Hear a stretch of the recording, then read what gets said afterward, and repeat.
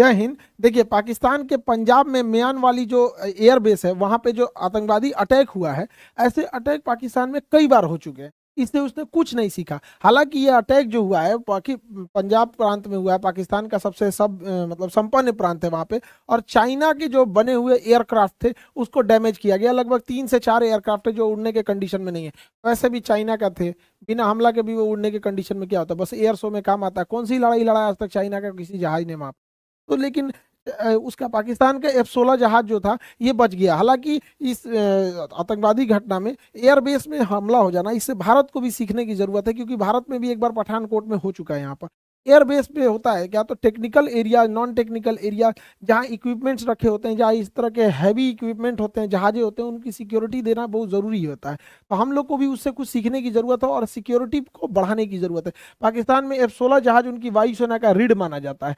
इन्हें पाकिस्तानी एयरफोर्स का रीढ़ है यहाँ पे। इस पे कोई अटैक नहीं हुआ है। और इसको एक तो नया आतंकवादी संगठन तहरीके जिहाद पाकिस्तान ने, TJP ने वो मतलब इसकी जिम्मेदारी लिया। पाकिस्तान में नया नया चालू हो रहा है। इसका क्या कहना है कि चाइनीज इन्वेस्टमेंट को भगाओ, चाइना यहाँ नहीं इन्वेस्ट करेगा। बहुत अच्छा भाई, बहुत अच्छा।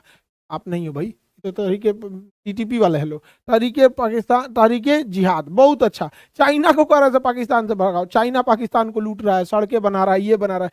इतने नेक काम कब से चालू कर दिया है सब? भारत के लिए तो बहुत अच्छा है भाई, पूरा एयरबेस ही उड़ा दो पाकिस्तान का, हम लोग को क्या दिक्कत है?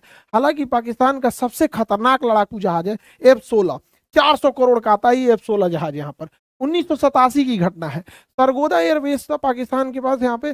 1987 में एक घटना है यहाँ पर, पाकिस्तानी एयरबेस से जहाज उड़ता है, उनका सबसे बेहतरीन जहाज F-16 जहाज पाकिस्तानी से वायुसेना का रीढ़ है। हालांकि रियल में ये जहाज बहुत अच्छा है, बहुत सारी लड़ाइयों को लड़ा है, ये बहुत बेहतरीन है, सुखोई के कंपेरिजन का है यहाँ पे।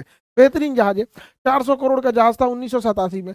अब ये जहाज जब रनवे पे टेक ऑफ करने वाला था ना, तो इस सुअर से टकरा गया। पाकिस्तान का जहाज सुअर से टकरा गया यहाँ पे।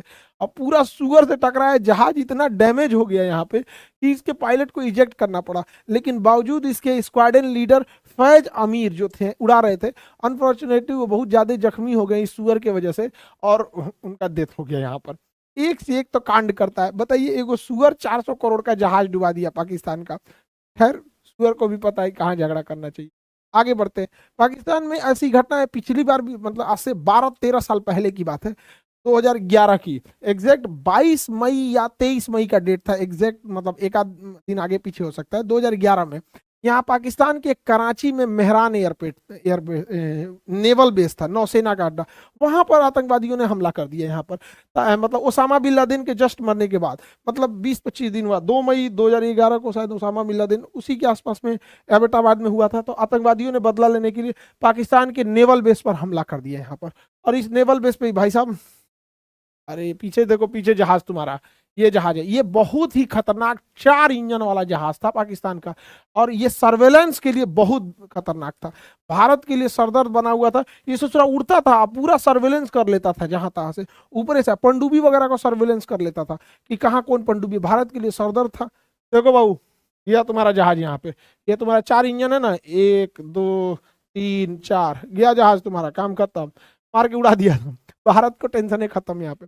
उसके बाद पाकिस्तान अमेरिका से मांगते रह गया कि ये सर्वेलेंस जहाज हमें और चाहिए, तो अमेरिका ने दिया ही नहीं, बल्कि इससे भी खतरनाक जहाज था P-8I, वो भारत को दे दिया। कहा कि अब तुम पाकिस्तान का सर्वेलेंस करो। ये छोटा ओसामा बिन लादेन को छुपा के रखा था और हमको बताया नहीं था यहाँ पर। तो इसका पूरा जहाज का ये क्या हो गया, क्रैश कर गया। हालांकि ये एयरबेस पे दुइये को जहाज क्रैश हुए थे। सब और मार देता तो और अच्छा रहता यहाँ पे, दुइये को भड़का पाया। ओए देखो, अंदर भड़क गया है जहाज तुम्हारा, देखो पीछे देखो, उधर जहाज भड़क गया है, यहाँ पे सिक्योरिटी कर रहा है सब वहाँ पे।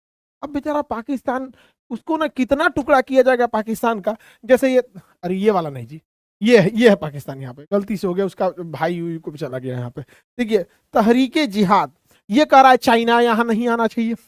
तहरीके तालिबान ये कह रहा है कि यहाँ पे हमको मतलब शरीयत कानून लाना है अफगानिस्तान की तरह। बलूचिस्तान लिबरेशन आर्मी, उसका कहना है कि ये अलग राज्य देश बना दो हमको यहाँ पर। अब एक पाकिस्तान का कितना टुकड़ा होगा यहाँ पर, कौन जानता है यहाँ पर पाकिस्तान में। इसमें क्या है कि CPEC, चाइना को सबसे बड़ा मलक्का डेलिमा से डर लगता है, इस पतले रास्ते से। चाइना के अधिकांश व्यापार इसी पतला रास्ता से होके होता है। और यहाँ भारत का अंडमान निकोबार है, यहाँ से गेम चेंजर साबित होगा, कुतुर कूच देंगे लोग यहाँ से आएगा तो। इसलिए चाइना यहाँ से आता है सीपीईसी सड़क से, चाइना पाकिस्तान इकोनॉमिक कॉरिडोर, और यहाँ पे उसने ग्वादर बंदरगाह बनाया है। तो अमेरिका नहीं चाहता है कि चाइना स्टेबल रहे, इसलिए जब अफगानिस्तान से अमेरिका जा रहा था तो यहाँ ढेर सारा हथियार छोड़ के गया, जानबूझ के कि अफगानिस्तान में जो तालिबान आएंगे सब वो इस हथियार को लूट लेंगे, जानबूझ के। और लोगों को लग रहा था इतना हथियार छोड़ के गया है, जहाज छोड़ के गया है, लेकिन अरे भैया पूरा हथियार छोड़ के गया ताकि ये एरिया अशांत रहे। जब जब ये अशांत रहेगा तो ये सीपीईसी सड़क कभी भी शांति से नहीं रह पाएगी। और अभी जो एयरपोर्ट पे अटैक हुआ है पाकिस्तान के, वो इसी के हुआ है कि सीपीईसी सड़क प्रोजेक्ट को रोका जाए। और भारत यहाँ पे China India middle east Europe corridor बना लिया यहाँ से, और इधर से निकल गया। वो अलग बात है कि ये एरिया इजराइल से जा रहा था, और इजराइल में क्या है, अभी अशांति है।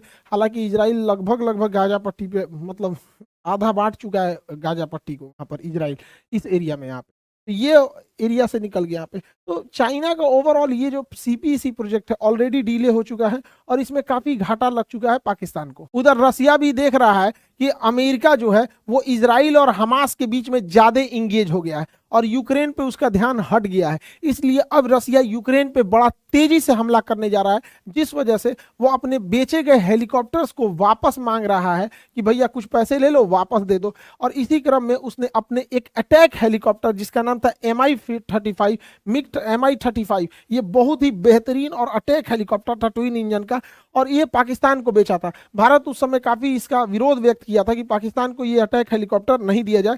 4 अटैक हेलीकॉप्टर रसिया ने पाकिस्तान को दिया था। अभी कह रहा है चारों हमको वापस दे दो। अब पाकिस्तान का अपने जहाज भड़का दिया है सब मार के, आतंकवादी सब, ये कहाँ से वापस दे पाएगा। हालांकि दे दे तो ठीक है, हमारे पास भी ये MI-35 है, ये बहुत ही बेहतरीन अटैक हेलीकॉप्टर है। रसिया को इसको यूक्रेन लड़ाई में बहुत ज्यादा जरूरत है, क्योंकि अमेरिका जो है अब यूक्रेन से ध्यान हटा चुका है, अब वो ध्यान लगा चुका है हमास और इजराइल वाले पे। यहाँ उसके 2 जंगी जहाज खड़े हैं, लाल सागर में खड़े हैं। लाल सागर में खड़ा रखना उसकी मजबूरी है, क्योंकि यमन से हैती विद्रोहियों ने मिसाइल मारा था, तो यहाँ लाल सागर में उसका डिस्ट्रॉयर खड़ा था जो मार के गिरा दिया। और इधर से चाइना भी है, ये अपना जंगी जहाजों को भेज दिया है यहाँ पे इजराइल के आसपास के एरिया में। तो चाइना अमेरिका को यहाँ भी काउंटर करना है और यहाँ पे भी काउंटर करना है, जिस वजह से यहाँ पे अमेरिका की पकड़ कमजोर होगी। अभी आपको कुछ दिनों में देखने को मिलेगा कि रूस ने बहुत ही तगड़ा तरीके से वापस हमला किया यहाँ पे, और रूस का ये पुराना आदत है, जब पीछे हटता है तो फिर हमला करता है। शुरुआत में भी देखिएगा 2021 में जब ये हमला किया था, 2000 स्टार्टिंग पेज में 22 में, तो वहां पे भी उसने क्या किया था, पहले पीछे हटा था फिर हमला किया था। वर्ल्ड वॉर 1-2 जितना देखेंगे उसमें रसिया का यही टैक्टिक्स है। तो अभी यूक्रेन की लड़ाई भी बहुत ही तेज होने वाली है यहाँ पर।